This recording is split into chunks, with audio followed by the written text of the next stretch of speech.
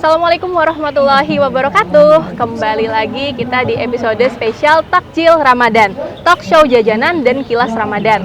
Tepatnya kita sekarang di Siring 0 km Banjarmasin di Pasar Wadai Ramadan 1446 Hijriah. Bersama saya Yasinta. Kali ini saya sudah ditemani bersama dengan Ibu Kepala UPTD Taman Budaya Provinsi Kalimantan Selatan, Ibu Suharyanti SSN. Apa kabar Ibu? Alhamdulillah. Alhamdulillah. Semangat puasa nih Bu? Semangat, harus semangat. Harus semangat Bu ya. Kita tetap semangat puasa Bu ya. Nah teman-teman, bersama Ibu Yanti hari ini kita akan membahas terkait dengan pesona seni Ramadan. Nah apa itu pesona seni Ramadan? Kalian penasaran kan? Kita nanti lanjut ngobrol-ngobrol bersama Ibu Yanti. Nah Bu Yanti, di sini kan kita di Pasar Wadai Ramadan ya Bu ya, di Siring 0 km. Di sini Taman Budaya ada melaksanakan pesona seni Ramadan yang menjadi hiburan ya Bu ya, atau pentas seni yang disajikan. Nah boleh dijelaskan nih Bu Yanti, ini kegiatannya apa aja nih Bu? Dan apakah ini setiap hari atau seperti apa nih? Iya. Jadi ini adalah program kerja Taman Budaya yang setiap tahun ya. Pesona seni Ramadan ini ke-4 tahun berturut-turut. Tetapi dalam hal untuk mengisi bulan Ramadan, Pasar Wadai Ramadan, kita sudah ada 3 tahun berturut-turut. Jadi 3 tahun ini kita melaksanakan atau mengisi, melengkapi di dalam momen setiap tahun Pasar Wadai Ramadan. Jadi program kita pesona seni Ramadan. Secara tidak langsung sesuai dengan tupoksi Taman Budaya bahwasanya jenis-jenis kesenian atau untuk menghibur, salah satunya ya ada seni musik, memang agak mendominan seni musik, tapi seni musik ini benar-benar yang bernuansa religi. Salah satu contohnya seperti nanti lagu-lagu rohani, terus habsi, nasyid ya. Terus kalau yang untuk seni sastranya, kita juga memberikan madihin religi, ada juga. Namun demikian di dalam bulan atau di dalam pesona seni Ramadan ini, Taman Budaya yang memang sudah terjadwal hari Sabtu dan Minggu. Selanjutnya yang hari Senin sampai di hari Jumat itu, karena kita kolaborasi ya, dan kita sangat tersanjung dalam artian ini suatu sebuah kebanggaan bahwasanya di tahun ini adanya kerjasama pemerintah kota dan pemerintah provinsi Kalimantan Selatan di dalam momen tahunan, dan ini menjadi sebuah ikon setiap tahun milik Kalimantan Selatan, adanya Pasar Wadai Ramadan ini.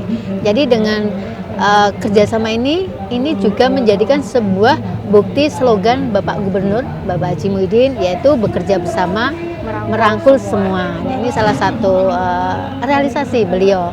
Jadi kita Taman Budaya selaku dari Dinas Pendidikan dan Kebudayaan melalui UPT Taman Budaya, adapun untuk melengkapi dalam Pasar Wadai Ramadan adanya bentuk-bentuk kesenian, dan ini kolaborasinya dengan Dinas Pariwisata Kota Banjarmasin melalui bidang kebudayaan.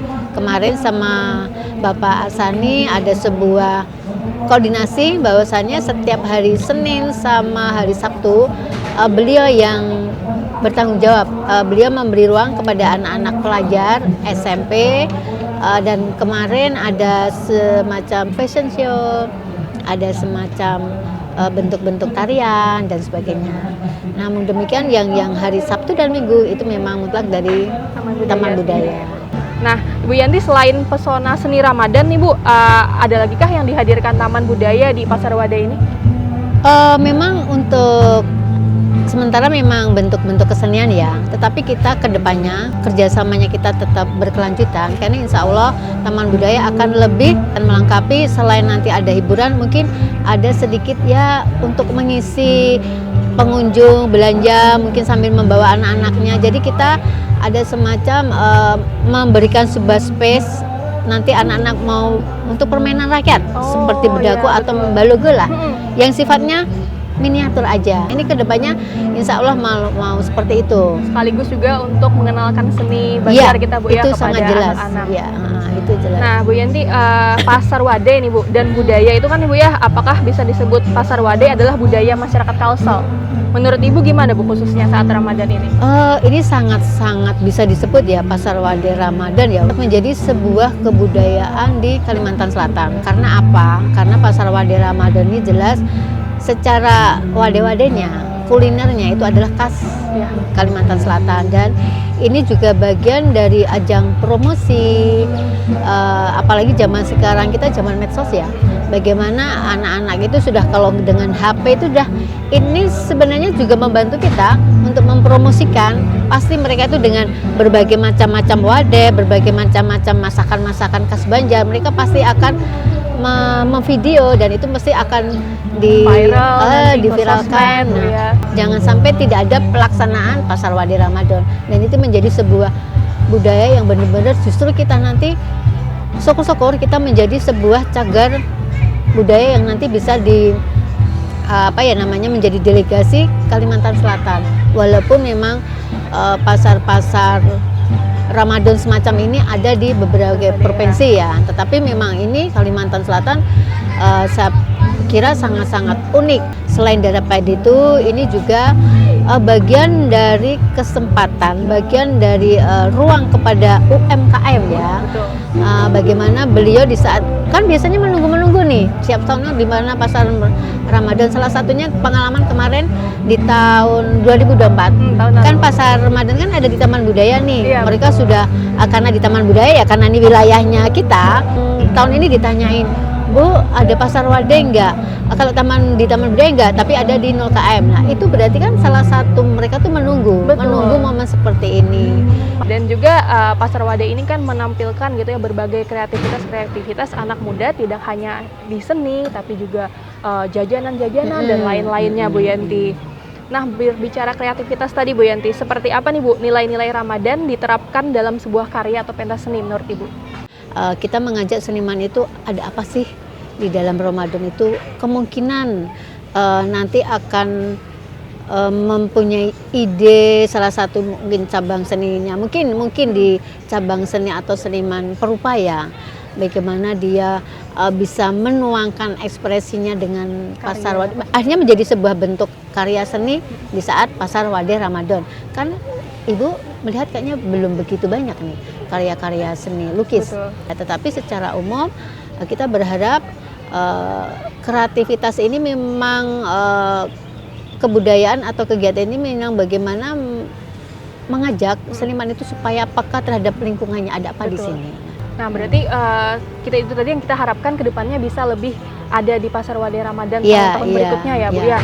Supaya kemungkinan nanti itu tadi ya, mungkin harapan kita atau rencana kita nanti selain ini yaitu ada permainan rakyat yang kecil-kecil aja ya, hanya sekedar untuk mengenalkan, karena supaya anak-anak selalu ingat ya bahwasanya kita memiliki permainan rakyat yang tradisional, permainan tradisional yang tidak hanya main game dan sebagainya. Ya, itu yang kita harapkan seperti itu. Oke, baik. Nah, Bu Yanti, adakah Bu tantangan gini untuk tetap kreatif di bulan Ramadan menurut Ibu Yanti? Ya, tantangan kita tuh sebenarnya 3 tahun berturut kan bentuk seperti itu aja. Tapi nanti memang kita ada koordinasi dengan seniman, ada apa nih nanti, atau kita bikin sesuatu. Entah kemungkinan juga nanti Taman Budaya juga akan memprogramkan misalnya menciptakan ini lomba beduk sahur gitu, ya, semacam itu. Jadi kan dimasukkan di dalam ini kegiatan pesona Ramadan Pasar Wade tadi. Bagaimana nanti Pasar Ramadan itu tidak hanya orang berjualan, tidak hanya ada pertunjukan, tapi mungkin ada sesuatu lagi yang ada di Pasar Wade Ramadan itu. Ngomong-ngomong tadi kan sudah Ibu jelaskan nih ada beberapa rencana atau program yang akan Ibu canangkan gitu ya Bu ya. Untuk program unggulan Taman Budaya sendiri Bu dalam 5 tahun ke depan apa saja ini? Program unggulan yang pertama kalau yang 5 tahun ya, kalau memang yang tahun ini program unggulan kita Taman 2025 ini nanti kan kita akan melaksanakan temu karya Taman Budaya se-Indonesia. Jadi kita akan mengundang semua kepala-kepala Taman Budaya dengan membawa keseniannya dari masing-masing provinsi. Kalau kita memang ada 34 provinsi ya, tapi 34 provinsi itu tidak semuanya memang ada Taman Budaya. Ada Taman Budaya. Yang sudah terdaftar ada 20 sekitar 25 taman budaya. Jadi insya Allah kalau biasanya kan memang tergantung dari anggaran mereka masing-masing. Betul. Tapi yang biasanya tuh 24, 23 dari provinsi nanti yang insya Allah kita akan hadir di sini. Nah itu salah satu unggulan kita program tahun 2025 ini. Temu Kalau karya yang budaya gitu. temu karya taman Karya budaya Taman Budaya se-Indonesia. se-Indonesia. Iya. Kalau yang untuk 5 tahun ke depan ya kita berharap melaksanakan atau membuat sebuah karya-karya atau sebuah pertunjukan yang memang nanti arahnya ke kancah nasional seperti itu. Jadi kalau selama kita ini kan masih seperti Karasmin Seribu Sungai ya, yang itu dalam rangkaian Hari Jadi Provinsi. Ya itu yang unggulan setiap tahun yang sudah kita laksanakan. Tapi juga nih kalau nggak salah di tahun 2025 ini untuk memeriahkan Hari Jadi Taman Budaya ada mengadakan lomba ya Bu? Iya. Boleh disinggung, Bu? Oke. Untuk 2025 ini program-program Taman Budaya, lomba-lomba khususnya yang untuk rangkaian Hari Jadi Provinsi walaupun setiap tahun selalu dilaksanakan, tapi kita bergantian. Kalau untuk lomba tema dan logo itu tetap, karena itu nanti hasilnya menjadi logo dan temanya di hari provinsi. Itu Taman Budaya juga yang melaksanakan. Oh, Taman Budaya setiap tahunnya ya Bu ya? Ya, jadi yang nanti digunakan di dalam tema dan logo itu sudah pilihan dari Bapak Gubernur. Dengan beberapa ranking yang sudah sudah tersimpulkan dengan para yuri. Jadi nanti ada salah satu yang ditunjuk atau direkomendasi Bapak Gubernur ini yang menjadi logo dan tema di Hari Jadi Provinsi seperti itu. Tuh, untuk lomba-lomba tahun ini kita ada lomba cipta lagu anak. Oh. Ya, karena lagu-lagu anak kita sudah mulai hampir nggak ada ya.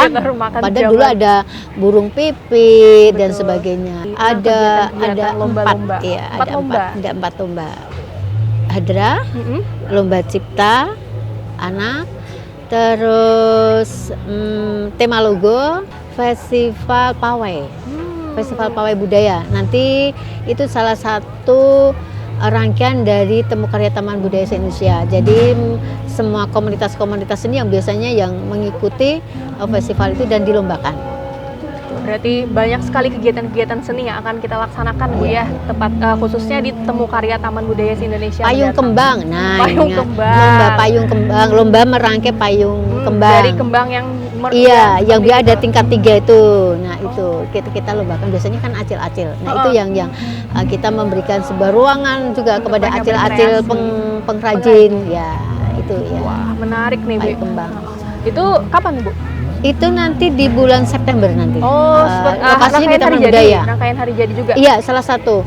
Kenapa kita mengambil bulan September dan ini menjadi sebuah kegiatan Temu Karya Taman Budaya. Kalau untuk rangkaian Hari Jadi tetap ya di bulan Agustus kita tetap ada pelaksanaan. Tetapi yang untuk lomba salah satunya juga sampai ke bulan Oktober, salah satunya payung kembang itu tadi dimasukkan ke bulan September untuk hari Temu Karya Taman Budaya se-Indonesia. Karena nanti hasilnya itu bisa untuk sebuah dekorasi di dalam kegiatan tersebut tadi. Banyak sekali kegiatan kita, khususnya di UPTD Taman Budaya di tahun 2025 ini ya Bu Pokoknya Yanti. mohon dukungannya, supportnya kepada semua pihak supaya Taman Budaya Provinsi Kalimantan Selatan itu juga gaungnya akan lebih, karena minta maaf dari menurut kisah-kisah sih, menurut cerita-cerita orang bahwasanya Taman Budaya dari Kalimantan ini memang insya Allah punya kita Kalimantan Selatan yang programnya eksis dan tempat Taman Budaya juga dipakai seniman-seniman latihan. Kalau banyak teman-teman pecinta seni yang memakai Taman Budaya sebagai tempat latihan ya Bu ya, dari dulu sampai sekarang pun masih banyak. Biasanya setiap sore seperti ini dia ramai sampai di halaman-halaman itu. Kadang juga ada seni lukis gitu Bu. Iya, pameran seni. Iya, pameran seni. Oke, nah Bu Yanti terakhir nih Bu, 5 tips kreatif di bulan Ramadan saat ini menurut Ibu Yanti. 5 tips kreatif yaitu ya mungkin yang pertama ya ini kesenimannya ya. Terkait seni.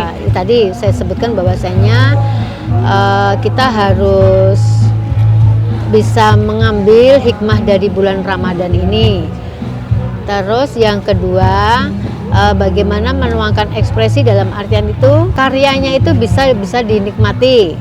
Dan yang ketiga pokoknya terus tetap berkarya dalam artian apapun bentuknya nanti. Betul. Proses itu sangat penting. Betul.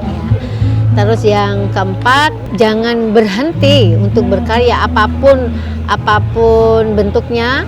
Dan yang kelima, bagaimana seniman itu bisa mengikuti alur zaman tapi tetap dengan budaya tradisional. Tidak meninggalkan budaya-budaya kita Iya, sendiri, Bu, ya. iya. Tapi tetap mengikuti pertumbuhan zaman Iya, atau perkembangan iya. zaman kita Iya, saat iya, ini. iya. Wah, luar biasa. Berbicara seni ini sangat menarik, Bu, ya, dan panjang. Tidak hanya terkait di pesona seni Ramadan yang menampilkan festival seni musik, tapi juga Iya. ada beragam seni-seni lain seperti Iya, seni rupa, iya, seni iya. lukis dan lain-lainnya ya, Bu Yanti. Luar biasa, banyak pengalaman baru dan banyak pemahaman baru yang kita dapat dari ngobrol-ngobrol santai kita sore ini bersama Ibu Kepala UPTD Taman Budaya, Ibu Suharyanti. Makasih banyak ya Bu Yanti atas Sama-sama. waktunya ngobrol-ngobrol bersama kita di Takjil Ramadan. Iya. Oke teman-teman, itu tadi kita ngobrol-ngobrol santai di Takjil Ramadan bersama Ibu Yanti, Kepala UPTD Taman Budaya Provinsi Kalimantan Selatan di bawah Dinas Pendidikan dan Kebudayaan Provinsi Kalimantan Selatan. Saya Sinta izin pamit, jangan lupa untuk kunjungi Pasar Wade Ramadan di Siring 0 km Banjarmasin. Assalamualaikum warahmatullahi wabarakatuh. Boleh.